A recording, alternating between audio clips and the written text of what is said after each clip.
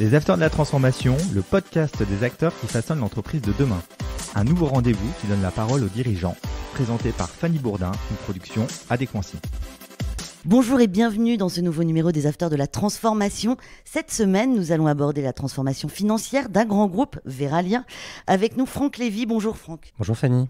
Vous êtes le directeur financier donc de Verallia. De Verallia France uniquement, Verallia mais France. Ça m'occupe déjà pas mal. Afin de mieux vous connaître, est-ce que vous pouvez nous expliquer un peu votre parcours ? Alors moi je suis un vieux monsieur de 50 ans bientôt, une école de commerce, le DECF, et puis après un parcours de financier dans l'industrie principalement. Et en gros, depuis une quinzaine d'années, je vais plutôt dans des entreprises où il y a des contextes de restructuring ou de transformation. Depuis combien de temps vous travaillez pour Verallia ? Ça fait 2 ans et demi que je suis chez Verallia. Verallia, c'est combien de collaborateurs en France ? C'est à peu près 2500 personnes, c'est-à-dire un quart, puisqu'on est 10 000 dans le monde. Avec un chiffre d'affaires ? Le chiffre d'affaires du groupe, c'est 2,7 milliards, je peux vous le dire. C'est public depuis, sur les comptes 2021, c'est public depuis quelques heures. Voilà, donc vous avez une information extrêmement fraîche, 2,7 milliards. Si vous me demandez le résultat, je peux vous le dire aussi. Déjà, vous allez m'expliquer ce que fait Verallia. Verallia, en fait, c'est à côté de vous à peu près tous les jours. En tout cas, si de temps en temps vous buvez du vin, de la bière, du champagne, ne me dites pas que ça n'arrive pas, Fanny. Alors, l'abus d'alcool est dangereux pour la santé, à consommer avec modération ? Ok, ça marche, je prends le point. Mais on ne parle pas d'abus, donc consommer, tous ces bons produits sont dans des bouteilles de verre et on fait aussi des pots en verre. Voilà, on a 7 usines en France, évidemment dans le monde un peu plus. Vous recrutez des profils divers chez Verallia. Est-ce compliqué de trouver des talents dans votre domaine de compétences ? C'est compliqué de trouver des gens et c'est compliqué de les garder. Donc en fait, aujourd'hui, on voit bien quand on fait passer des entretiens, c'est autant à nous de séduire les candidats qu'à eux de nous convaincre que c'est les bons profils. Quelles sont les grandes transformations que vous avez opérées avec Verallia ? Alors déjà, transformation, c'est un mot un peu valise. On met à peu près tout ce qu'on veut. Grosso modo, pour faire simple, déjà au niveau Verallia, et puis après, si vous voulez, je vous le déclinerai au niveau plus personnel sur la partie finance. Au niveau global du groupe, pour faire très très simple, et c'est comme ça que j'aime le présenter, c'est les 3 P. People, Profit, Planet. Alors je vais commencer par Profit, parce qu'en tant que directeur financier, si je commence pas par là, ça va pas du tout. Vous allez vous dire... Voilà, c'est un imposteur. Et Profit parce que c'est bien ça qui fait que c'est parce qu'on gagne de l'argent aujourd'hui que demain on peut continuer à investir, on peut continuer à recruter. Donc sans ça, il n'y a rien. Mais c'est pas que ça, c'est aussi la planète. Notre carte ESG, comme on dit, extrêmement complète et j'espère bien qu'on aura l'occasion d'en parler un peu. Et puis évidemment, il y a la partie people. People, alors là, on peut mettre à peu près tout ce qu'on veut. Nous, ce qu'on va mettre, c'est formation, c'est talent, c'est faire évoluer les gens chez nous, les embaucher aujourd'hui et déjà prévoir leur poste après, donc le premier et le suivant. Et c'est aussi des valeurs. Donc on cherche des gens qui ont les mêmes valeurs que nous. Et grosso modo, la performance collective avant tout. Responsabilisation et performance collective. Voilà, les 3 P, People, Profit, Planet. Est-ce que c'est compliqué d'être justement le directeur financier d'un groupe comme Verallia ? Pour la partie France, c'est difficile. Je ne sais pas si c'est difficile. Moi, j'ai eu la chance d'avoir une équipe qui était déjà en grande partie déjà construite et très sérieuse. On parlera peut-être de l'histoire de Verallia. C'est un spin-off de Saint-Gobain. C'est-à-dire qu'en fait, beaucoup de gens aujourd'hui ont connu l'époque Saint-Gobain. Ils connaissent bien leur métier. C'est très sérieux. Ils sont consciencieux. Ils sont impliqués. Ils sont engagés. Et ça, j'adore. Vous allez nous expliquer l'histoire tout de suite d'ailleurs. Je peux vous en parler. Donc, pendant très très longtemps, Verallia, qui ne s'appelait pas Verallia, faisait partie du groupe Saint-Gobain. En 1972, un excellent cru, c'est aussi mon année de naissance, la branche Saint-Gobain emballage est créée, différenciée au sein du groupe Saint-Gobain. En 2010, la marque Verallia est créée. Et en 2015, cette branche-là, enfin Verallia, est cédée par Saint-Gobain au cours d'un spin-off. Le spin-off, c'est Apollo et BPI. Donc à ce moment-là, Verallia devient propriété à 90% du fonds de private equity Apollo et de BPI. Ça, c'est 2015. Les grosses étapes après, c'est IPO. Introduction en bourse en 2019 et puis retrait progressif d'Apollo. Et aujourd'hui, en fait, le premier actionnaire, c'est vous, pas vous personnellement, Fanny, mais c'est la bourse. C'est pas loin de 60%. La BPI toujours là, à peu près 7-8%. On a aussi un fonds, j'aurais dû le citer en deuxième, un family office brésilien pour à peu près 25%. Et puis, si vous faites la somme des pourcentages, je suis sûr que vous l'avez fait de tête, il reste encore quelques pourcentages et c'est notamment les salariés. C'est très important pour nous que les salariés soient actionnaires de l'entreprise. C'est un modèle économique intéressant justement que les salariés soient actionnaires de l'entreprise. D'ailleurs, pourquoi ? C'est un engagement de la part de Verallia. En fait, c'est très très simple. C'est parce qu'on aligne les intérêts. C'est qu'en fait, en gros, je vais le dire un peu comme on le dit en formation, négociation, on élargit le gâteau. Donc à partir du moment où le gâteau, il est un peu plus grand, c'est l'objectif, c'est plus de profit, c'est plus de résultats, c'est plus de performance. Tout le monde en profite. Moi, j'aime bien cette idée. Quels sont les grands axes aujourd'hui de transformation chez Verallia dans votre partie financière ? Je vais le décliner peut-être de manière un peu plus personnelle. Donc, ce n'est pas exactement ce que vous allez trouver sur les fiches corporate. Donc, ce n'est pas la voie officielle, c'est ma voie à moi. La manière dont moi je vois la finance, c'est vraiment la dimension support. Ça, vous le trouverez aussi partout. C'est-à-dire que vous n'avez pas un recrutement. Aujourd'hui, on ne vous parle pas de la dimension support. Mais qu'est-ce que ça veut dire, là encore ? Chacun voit ça à sa manière. Pour moi, c'est aider les autres. C'est-à-dire qu'évidemment, les financiers, ça contrôle, ça répond à des obligations réglementaires, évidemment. Mais ça produit de la data, ça c'est sûr, ça l'analyse et surtout, et je pense que le truc, il est vraiment là, ça aide les fonctions non financières à les comprendre et à comprendre dans les chiffres, finalement, quelles sont les opportunités d'amélioration. Et donc finalement, la finance, c'est pas être contre les autres, évidemment, c'est être avec les autres, contre des problèmes. Et je vais même le décliner jusqu'au client. C'est-à-dire de temps en temps, en tant que directeur financier, je me retrouve en situation où mon assureur crédit ne couvre pas le risque que je peux engager chez un client. Mais moi, j'ai envie de faire du business et je peux vous assurer que mes commerciaux, ils ont envie de faire leur métier, c'est-à-dire de vendre. Et donc, mais l'entreprise peut être faible, le client peut être faible au plan de la santé financière. Qu'est-ce qu'on fait très régulièrement ? On fait les calls avec le client. Je me retrouve en face avec des clients, souvent des petites boîtes qui n'ont pas des moyens financiers énormes. Et là, on essaie de comprendre. Ce que je leur dis, c'est à peu près la même chose. On n'est pas contre vous, chers clients, parce que c'est vous qui nous payez. Je n'oublie pas que c'est les clients qui nous payent.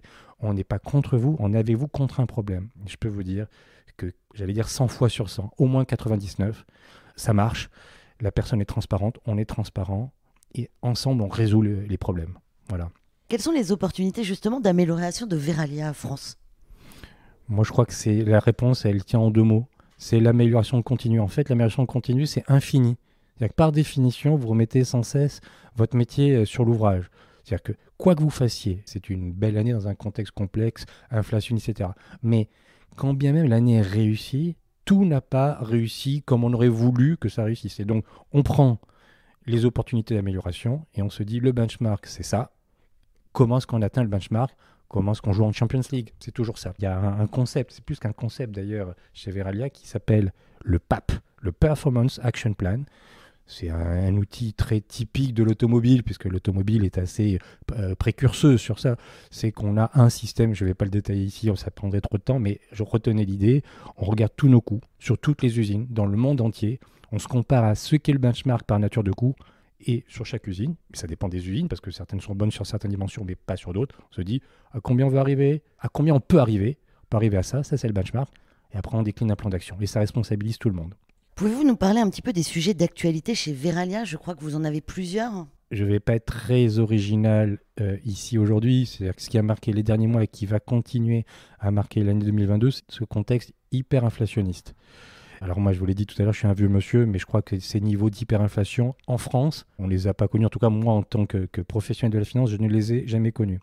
Et c'est complexe. Alors là, il y a 2-3 éléments à rajouter. Déjà, c'est quoi la stratégie de Verallia vis-à-vis de l'inflation en général ? Le terme à retenir, c'est spread zéro. Alors spread, désolé, encore un mot anglo-saxon. Qu'est-ce que ça veut dire ? Le spread, c'est la différence entre la hausse des coûts et nous, ce qu'on peut répercuter aux clients. Et finalement, le fait qu'on soit en contexte hyperinflationniste ne change pas la nature. On est toujours dans cette logique vis-à-vis des clients de ne pas faire de gains sur ce qu'on leur... on ne fait pas de markup, si vous voulez, de marge sur l'inflation, mais on ne veut pas payer l'inflation. Donc, en gros, la discussion principale, c'est vis-à-vis des clients de leur dire, voilà, on supporte ça et on vous le répercute. Mais je trouve, moi, que c'est faire. C'est-à-dire que quand on est en contexte déflationniste, ça marche aussi.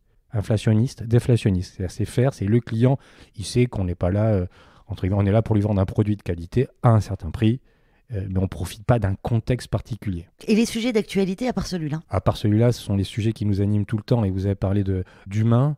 Finalement, au quotidien, c'est encore une fois comment on arrive à convaincre les talents de nous rejoindre, les garder et les faire progresser. Il ne suffit pas de promettre à l'embauche, et les candidats savent très bien, après quand ils sont chez nous, ils sont exigeants et ils ont raison de l'être. Voilà, je pense que c'est le plus grand pari, c'est l'humain. Quels vont être les enjeux à venir pour Verallia ? Je crois que là, si on va sur le moyen et long terme, enfin le court, le moyen et le long terme, c'est toute la partie ESG. Finalement, à l'aune d'un réchauffement climatique. ESG, est-ce que vous pouvez nous expliquer ce que ça veut dire? Alors, vous pouvez le traduire par objectifs environnementaux et sociétaux. On va le dire comme ça. Vous pouvez trouver aussi corporate responsibility. Vous allez trouver ça également. Mais en gros, finalement, on parle tous de réchauffement climatique et de limitation du réchauffement climatique. Mais ça se décline au quotidien. Donc, on peut le décliner en tant que particulier, mais on doit aussi le décliner en tant qu'industriel. Et nous, notre plan, c'est d'ici 2050 d'être en neutralité carbone. D'accord ? Ce qui veut dire d'ici 2030. 2030, c'est pas demain, mais c'est assez proche. Ouais, ça vient assez vite. C'est de baisser de 46% nos émissions de CO2, scope 1, scope 2, donc presque de moitié. Et alors, c'est marrant, enfin, c'est pas fait exprès parce qu'on n'était pas censé se voir aujourd'hui, mais les résultats viennent d'être publiés. Et en fait, sur 2021, par rapport à 2020, le groupe Verallia a diminué ses émissions de CO2, scope 1, scope 2, conformément à l'objectif. C'est très encourageant. La politique écologique, on en parle un peu déjà depuis tout à l'heure. Vous mettez en place plusieurs choses chez Verallia, dont des fours dont vous m'avez parlé. Et ça m'intéresse beaucoup, ces fours. Ces fours que vous allez changer, qui vont passer... de l'énergie fossile à l'énergie électrique. Exactement. Alors en fait, c'est quoi un four ? Et c'est quoi une bouteille de verre ? On n'a pas du tout parlé de ça. C'est quoi une bouteille de verre ? La bouteille de verre, vous arrivez à la vider peut-être chez vous et bien sûr avec modération. Et qu'est-ce qu'elle va devenir cette bouteille ? Vous allez la déposer dans une benne à verre. Ça, c'est très propre à la France. C'est pas vrai de tous les pays. Donc d'une certaine manière, la France est assez précurseuse sur ça, puisqu'à peu près 70 à 80% de ce verre-là, et aussi les bouteilles de verre des restaurants, des hôtels, des bars, à peu près 70 à 80% finalement vont être recyclés. Donc évidemment, entre la bouteille qui est dans une benne et l'arrivée dans une usine verrière, il se passe quelques étapes. Pour faire très très simple, le verre se casse très vite, ça devient ce qu'on appelle du calcin, très vite, et il faut le trier, le nettoyer, etc. Une fois qu'on a finalement ce verre recyclé en morceaux plus ou moins gros, ce calcin, on peut le mettre dans les fours. Parce que comment ça se fait, le verre, il faut des matières nobles, mais depuis, et il y a encore 50 ans, on n'utilisait que des matières nobles, par exemple du sable.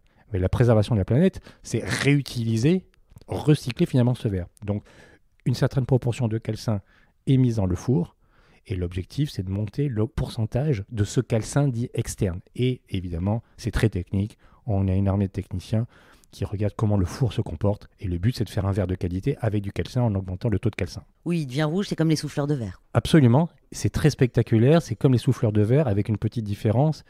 C'est la quantité. Vous en faites combien par jour ? Alors, je vous laisserai prendre votre calculette et faire les divisions. Mais le groupe, c'est à peu près 13 milliards de pots et de bouteilles à l'année.